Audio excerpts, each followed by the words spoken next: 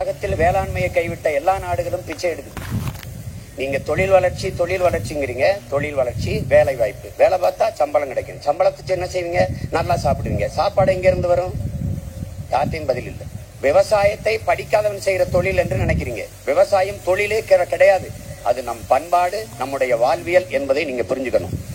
விவசாயத்தை படிக்காதவன் செய்யறதுன்னு நீங்க நினைச்சீங்கன்னா படிச்சவனுக்கு பசிக்காதான்னு கேள்வி கேட்டா பதில் இல்லை. அப்ப படிச்சவன்லாம் சாப்பிடாத.